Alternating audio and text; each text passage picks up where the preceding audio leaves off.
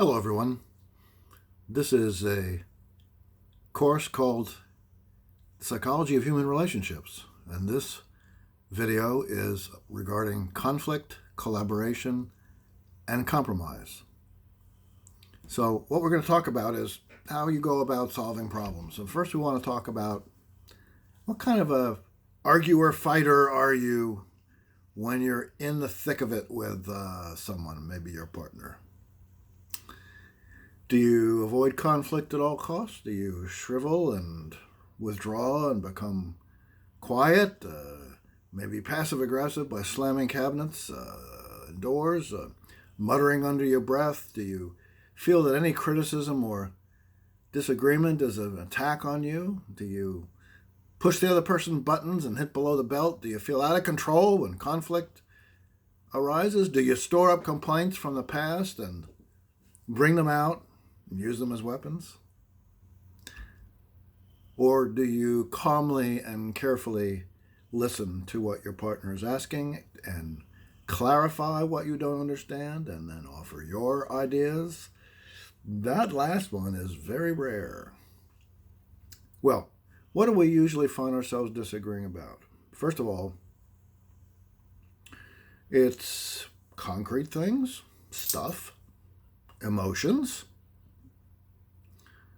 ideas or beliefs, maybe behavior, maybe all of those. Well, what's beneath all that? Could be the need for control, the need to be right, the need for appreciation. You don't feel like you're being appreciated or respected. Protection against someone getting close. What could it be? Well, look, conflict is normal in relationships. In one survey, college-age students report they engage in at least one argument, whatever that means exactly, at least once a day. At least once a day. And that's pretty typical. Some people argue a whole lot more than that.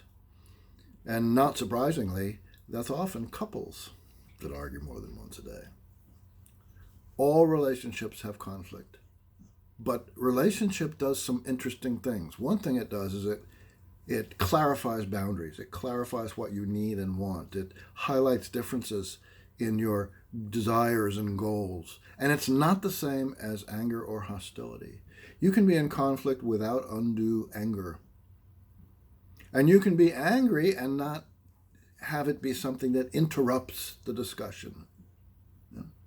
But most couples have very poor conflict resolution skills, and that's because marriage, unfortunately, just like childbearing, does not come with a manual.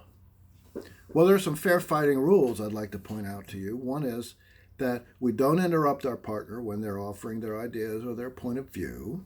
We stay in the present. We don't call names or yell or threaten or engage in physical aggression. We don't threaten to leave the relationship or to divorce or anything like that. That's all of that is disrespectful, if not abusive. Okay. Now, there are various styles of conflict. One is an avoidance style, where both parties, in a kind of double passivity, avoid and ignore problems because they probably have a fairly pessimistic view of conflict management. They may be afraid of anger, literally afraid of anger.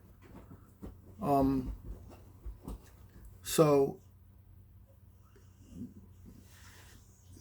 this may keep the peace. They do it because it works, but it works in the short run, not in the long run. It doesn't lead to a satisfying relationship. And all that stuff that you've got that's not resolved is still unresolved, right? Okay. Another style would be what some would call an accommodation style, where one person is passive or allows the other to have their way. The other gets what they want. And so chronic accommodators rarely get what they want except by accident, right? And of course, what you can't do is then complain that you're not getting what you want because you're not saying what you want. Well, again, this works because it reduces tension in the short run, but in the long run, not so much, right? And then there's the most common form, not a good form, but a most common form, at least in this country, is the competition form. It's the I want to win and make you lose kind of arguing. If you honor the sanctity of the relationship you have, if you honor that it needs to be healthy, then you don't try to make someone else a loser by making you the winner. Because if another person in your relationship, the other person loses, the relationship loses. Okay? All right. So, some ideas about the best way to go about doing arguing, and that has to do with collaboration and compromise. Some people hate the word compromise because it sounds like you're giving in. But I don't see it that way. Collaboration is a good word because you're working together. You're a team. Okay? It's an I win proposition. You're looking for solutions. Each of you gets some of what you want. And there are many forms of this which I'll get into shortly. But it's a team approach, and the relationship is what matters most. The goals are actually to understand what the problem is and the point of view of your partner, and to make your point of view clear. And then to find some agreeable solution. It requires that you be competent communicators. It does, yeah. What are some solution formats? Well, 50-50. Yeah, that's pretty rare. I don't know how you get that. But could be 90-10 and then 10-90 the next time, something like that. Or the other percentages. A quid pro quo, where I'll do this if you'll do that. But always seek creative solutions. There are always more possibilities based on creative thinking that promote and at least protect the relationship. Okay? Now, here are the steps. It's going to take longer to explain the steps than it does to do the steps, but here are the steps. First, by yourself, you identify your needs, and I mean really under the surface. Okay? So on the surface, it could be your partner's not doing what they said to clean up after you cook at night. You cook, you're a better cook. They'll clean up. That's the trade-off. And they're not doing it. Well, what you really need is, yes, for them to honor the agreement, but what you really need is to express your need for respect for what you do, because what they're doing is not respectful. It's not promoting the relationship as you want it to, you see. So you do this on your own, and you be very honest, and you look beneath the surface. Okay? And then you pick a time to talk. And the time you pick to talk can't be an ambush that you offer when they come home from work. You talk together, say, look, I have something I need to bring up, and it's about so-and-so, and I want us each to think about it, but let's pick a time when we can talk. I don't want to talk about it now. Let's just think about it, okay? Pick a time when the stress is low, in a safe place, where you and enough time to just prepare to think about it. This is something's been bothering me. It's about our chores, about, I do one thing and you do another, and I want to pick a time and talk about it. It's not going to be anything more than a discussion. Okay? All right. Then, at that meeting, you describe the problem clearly and concretely, not abstractly, not bringing up old problems, but in simple terms, sticking to one item. Make sure your partner has understood you, and if they don't, because what you want to do is say, what are you hearing me say?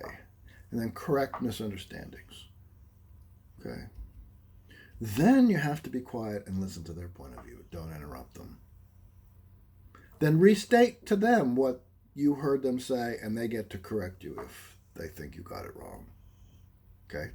All right. Then and only then do you negotiate a solution. All of that doesn't take a lot of time. None of that does. The first picking up time and place may stretch it out a little bit.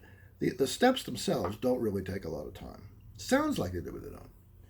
Now, when you're creating a possible solution, when you're brainstorming, You literally brainstorm. You come up with as many different ways of solving a problem as you possibly can, and not worrying yet about the details.